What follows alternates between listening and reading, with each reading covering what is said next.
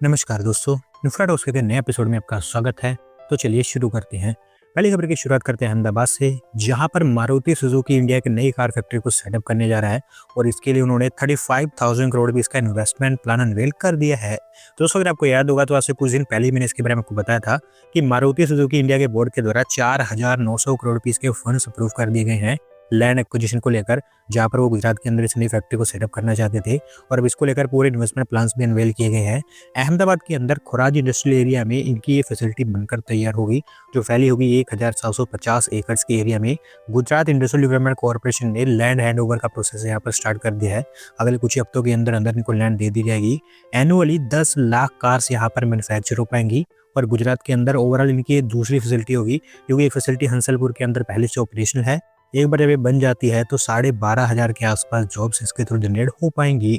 अगली दोस्त अपडेट पंजाब से है, जहां पर पंजाब सरकार के द्वारा 5 बस टर्मिनल्स का अपग्रेडेशन अप्रूव कर दिया गया है और यहाँ पर ऐसा बताया गया कि ये सारे के सारे पीपीपी मॉडल पर तैयार किए जाएंगे। दोस्तों, अगर थोड़ा सा डिटेल में बताऊं तो लुधियाना, जलंधर, संगरूर, पटियाला और बठिंडा, इन 5 सिटीज में बस टर्मिनल्स को शॉर्टलिस्ट किया गया है अपग्रेड करने के लिए। और अगर आप ध्यान से एग्जामिन करें तो आपको पता चलेगा कि ये पंजाब के अंदर ऐसी सिटीज हैं जहां पर डेली हजारों में लोग बसेस में ट्रैवल करते हैं। लुधियाना और जलंधर में तो और बड़े स्केल पर ये काम होता है और उन्हीं को कैटर करने के लिए और बेहतर फैसिलिटीज देने के लिए इनको अपग्रेड किया जाएगा। Passenger amenities, safety standards, accessibility और ओवरऑल फंक्शनिंग के ऊपर यहाँ पर फोकस होगा, जिसके अंतर्गत नए waiting areas, upgraded sanitation facilities, better lighting and signages, boarding systems और पार्किंग जैसी अलग अलग फैसिलिटीज यहाँ पर बनकर तैयार होंगी। अगली दोस्त अपडेट केरला से है, जहां पर केरला मैरीटाइम बोर्ड एक नया शिपयार्ड सेटअप करेगा स्टेट के अंदर और इसको लेकर उन्होंने टेंडरिंग का काम अभी कंप्लीट कर दिया है। तो दोस्तों, ये ओवरऑल केरला के अंदर दूसरा शिपयार्ड होगा, क्योंकि एक तो कोची के अंदर पहले से ही ऑपरेशनल है, जो देश का one of the biggest shipyard माना जाता है। ये वाला पुनानी पोर्ट पर बनेगा मल्लापुरम डिस्ट्रिक्ट के अंदर, जो फैला हुआ 29 एकड़ के एरिया में। पुनानी फिशिंग हार्बर के वेस्टर्न साइड पर अभी लैंड आइडेंटिफाई कर ली गई है। इसको लेकर शिप बिल्डिंग के साथ साथ स्पेशलाइज्ड ट्रेनिंग इंस्टीट्यूट्स भी यहाँ पर सेटअप किए जाएंगे शिप बिल्डिंग के एरिया में। बता सके गया कि कई सारे फेजेस में यहाँ पर काम होगा, जहाँ पर पहले फेज में छोटे वेसल्स की मैन्युफैक्चरिंग के ऊपर फोकस होगा, 200 करोड़ रुपीस के आसपास की यहाँ पर इन्वेस्टमेंट होगी। जबकि अगले फेज में बड़े वेसल्स की मैन्युफैक्चरिंग के ऊपर फोकस होगा, जहाँ पर 1,000 करोड़ रुपीस से ऊपर की इन्वेस्टमेंट आ पाएगी और 1,000 से ज्यादा जॉब्स इसके थ्रू जनरेट होंगी। अगली दोस्त अपडेट हमारी रेलवेज की तरफ से है, जहाँ per year by year railways track renewal का काम तेजी से कंप्लीट करती चली जा रही है और इसके चलते हुआ यह है कि अभी देश के अंदर 80% of the rail tracks 110 km की स्पीड को सपोर्ट कर पाते हैं। तो दोस्तों, ये हमारे देश के अंदर रेलवेज के लिए काफी अच्छा साइन है, क्योंकि आज के समय में जहां पर दूसरी कंट्रीज में ट्रेन 300 किलोमीटर से ऊपर की स्पीड से काफी इजीली ऑपरेट कर पा रही हैं, हमारे देश के लिए तो ये बेयर मिनिमम है कि इतना तो होना ही चाहिए था। 2014 में रेलवेज का 31,445 किलोमीटर के रेल ट्रैक्स इस स्पीड को सपोर्ट कर पाते थे। अब ये नंबर्स बढ़कर 84,244 किलोमीटर तक पहुंच चुके हैं, जो पूरे रेल नेटवर्क का 80% के आसपास बन जाता है।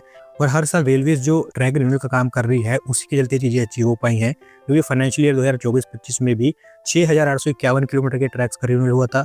इस फाइनेंशियल ईयर में भी 7,500 किलोमीटर के ट्रैक्स का रिन्यूअल होगा, जबकि अगले फाइनेंशियल ईयर में भी ऑलमोस्ट 8,000 किलोमीटर के ट्रैक्स का रिन्यूअल होने वाला है। तो धीरे धीरे आप कह सकते हैं कि 4-5 सालों के अंदर अंदर देश का पूरा रेल नेटवर्क 110 km की स्पीड को सपोर्ट कर पाएगा। अगली दोस्त अपडेट एक नई गैस पाइपलाइन को लेकर है, जहां पर गैस अथॉरिटी ऑफ इंडिया के द्वारा पूरे मुंबई नागपुर एक्सप्रेसवे के अलोंग एक नई नेचुरल गैस पाइपलाइन बिछा दी गई है और ये आप कह सकते हैं कि देश में इस तरह का पहली बार इंटीग्रेशन किया गया है।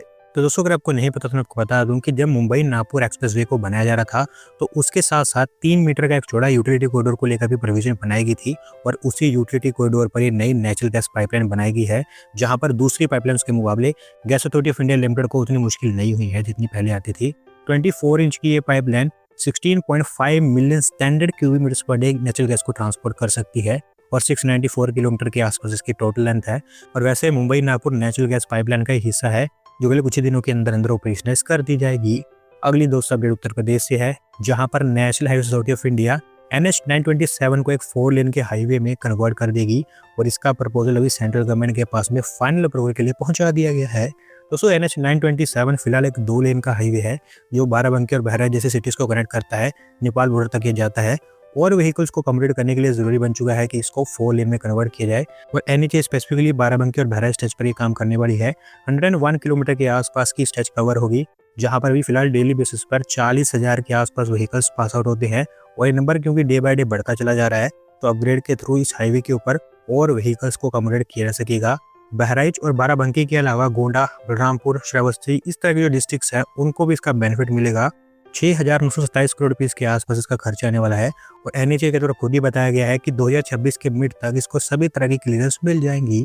अगली दोस्तों अपडेट महाराष्ट्र से है, जहां पर Mumbai Pune missing link finally completion की ओर बढ़ता चला जा रहा है और अभी एमएसआरडीसी का कहना है कि अप्रैल के आसपास इसको वो ओपन कर देंगे। तो सब मुंबई पुणे मिसिंग लिंक देश का one of the delayed project है, जिसको बेसिकली बनाया इसलिए जा रहा है ताकि मुंबई पुणे एक्सप्रेसवे पर ट्रैवल डिस्टेंस को कम किया जा सके, साथ साथ जो एक्सीडेंट प्रोन और ट्विस्टी घाट सेक्शन है उसको बाईपास किया जा सके, स्पेसिफिकली खंडाला और लोनावाला के पास। अभी फिलहाल 13.3 किलोमीटर की इसकी लेंथ है, जहां पर 2 टनल्स, एक केबल स्टेड ब्रिज और कई सारे एलिवेटेड वायडक्ट्स बनाए गए हैं। कई सालों से इसका कंस्ट्रक्शन चल रहा था और ये डिले होता चला गया, लेकिन अभी एमएसआरडीसी का कहना है कि ये कंप्लीशन स्टेज में एंटर कर चुका है। एक बार जब ये ओपन हो जाता है तो मुंबई से पुणे के बीच में डिस्टेंस 5 से 7 किलोमीटर तक कम हो जाएगा, साथ साथ लोगों के 20 से 30 मिनट यहाँ पर बच पाएंगे। अगली दोस्तों अपडेट एक नए रैपिड रेल कॉरिडोर को लेकर है, जहाँ पर दोस्तों गाजियाबाद नोएडा आरआईटीएस का पुराना प्लान अभी रिवाइव कर दिया गया है और अभी अथॉरिटीज का कहना है कि इसका जो नया रूट पहले प्लान किया जा रहा था वो पूरी तरह से अब कैंसिल हो चुका है।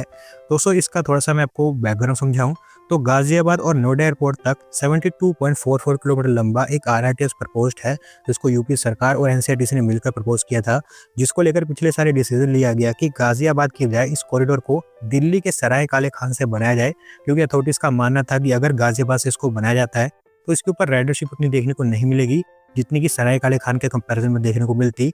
लेकिन उस चीज को असेस करने के बाद ये बताया गया कि ऐसा केस नहीं है। अगर गाजियाबाद से भी इसको बनाया जाता है तो राइडरशिप यहाँ पर अच्छी खासी देखने को मिलेगी, क्योंकि गाजियाबाद में ये पहले से ही दिल्ली मेरठ आरआईटीएस कॉरिडोर से कनेक्टेड होगा और इसी मेन कारण के चलते अभी डिसाइड किया गया है कि इसको पुराने प्लान के अकॉर्डिंग गाजियाबाद से ही बनाया जाएगा और नया प्लान पूरी तरह से कैंसिल हो चुका है। अगली दोस्तों अपडेट हमारी डिफेंस फोर्सेस को लेकर है, जहां पर दोस्तों डिफेंस प्रोक्योरमेंट बोर्ड के द्वारा एक मेगा राफेल प्रोग्राम डील को अप्रूवल दे दी गई है और अगर ये साइन हो जाती है तो ये भारत की बिगेस्ट एवर डिफेंस डील होगी। दोस्तों हमारी इंडियन एयरफोर्स काफ़ी लंबे समय से एयरक्राफ्ट की शॉर्टेज फेस कर रही है और कई सालों से लगातार वो हमारी डिफेंस मिनिस्ट्री को कहती है कि उनकी जो एयरक्राफ्ट के नंबर है उनको बढ़ाया जाए, जो अभी तो बहुत ज़्यादा ज़रूरी हो चुका था। और इसी के चलते हमने देखा कि पिछले 2-3 सालों के अंदर अंदर देश में बहुत सारे नए तेजस एयरक्राफ्ट को लेकर ऑर्डर्स दिए गए हैं और अब उसके साथ साथ 114 और राफेल जेट्स प्रोक्योर करने की बात की जा रही है, जो $36 बिलियन यानी कि अराउंड इंडियन रुपीज़ पे 3.25 लाख करोड़ रुपीज़ की डील होगी। और क्योंकि दोस्तों ये डील इतनी बड़ी होगी तो भारत सरकार ये चाहती है कि फ्रांस इन जेट्स को भारत के अंदर ही बनाए, जहां पर एटलीस्ट 30% इंडिजिनस कंटेंट हो। तो इसको लेकर भी फ्रांस के साथ अभी बातचीत स्टार्ट हो चुकी है। उम्मीद ये है कि इस साल के अंत तक इस डील को भारत सरकार की फाइनल अप्रूवल मिल जाएगी। अगली दोस्तों update Mumbai Ahmedabad high speed rail corridor को लेकर है, जहां पर दोस्तों इलेक्ट्रिफिकेशन का काम अभी पूरी स्पीड से आगे बढ़ रहा है और अभी एनएचएआईएल के द्वारा बताया गया है कि पूर्णा रिवर क्रॉसिंग के ऊपर भी इसको लेकर काम स्टार्ट हो चुका है। दोस्तों वैसे मैं बता दूं इलेक्ट्रिफिकेशन का काम पहले तो यहाँ पर हो ही रहा था, सूरत के आसपास ये काम किया जा रहा है। अभी जो रिवर क्रॉसिंग्स और जो ब्रिजेस है वहां पर भी इलेक्ट्रिफिकेशन स्टार्ट हो चुका है। अभी पूर्णा रिवर से इसकी स्टार्टिंग हो रही है, जहां पर ओवरहेड इक्विपमेंट मास्ट और नॉइस बैरियर्स का काम पहले से प्रोग्रेस में है। एक बार ये हो जाता है तो यहाँ पर वायरिंग भी स्टार्ट हो जाएगी। आज की दोस्तों आखिरी अपडेट फिर से यूपी से है, जहाँ पर दोस्तों असाइन के सर्किट यूपी के अंदर एक नई प्रिंटेड सर्किट बोर्ड यानी कि पीसीबी फैक्ट्री को सेटअप करने जा रहा है और इसके लिए उनको यूपी सरकार की तरफ से लैंड अलॉट कर दी गई है। तो दोस्तों बेसिकली ये प्रपोजल कई महीने से यूपी गवर्नमेंट के पास में आया हुआ था। रिसेंटली इसको सेंट्रल गवर्नमेंट की इलेक्ट्रॉनिक कंपोनेंट मैन्युफैक्चरिंग स्कीम के अंतर्गत भी अप्रूवल मिली थी और उसी के चलते अब ये काम फास्ट ट्रैक बेसिस पर डाले गए हैं, क्योंकि यूपी सरकार तो पहले से इसको अप्रूव कर चुकी थी। 16 एकर्स ऑफ लैंड इनको यहाँ पर दे दी गई है, जहाँ पर ये 3,250 करोड़ रुपये की इन्वेस्टमेंट करेंगे। बेसिकली एक इंडियन कंपनी और एक साउथ कोरियन कंपनी मिलकर जॉइंट वेंचर फॉर्म करके इस प्लांट को सेटअप करने वाले हैं और ऐसा बताया जा रहा है कि भारत की पहली इंटरकनेक्टेड पीसीबी फैक्ट्री होगी। तो दोस्तों आज की वीडियो में बस इतना ही। अगर आप अपनी तरफ से अपडेट सबमिट करना चाहते हैं तो डिस्क्रिप्शन में दिए गए लिंक पर क्लिक करके सबमिट कर सकते हैं। और अगर आज की वीडियो पसंद नहीं हो तो वीडियो को लाइक करें, चैनल को सब्सक्राइब करें। धन्यवाद वीडियो को देखने के लिए।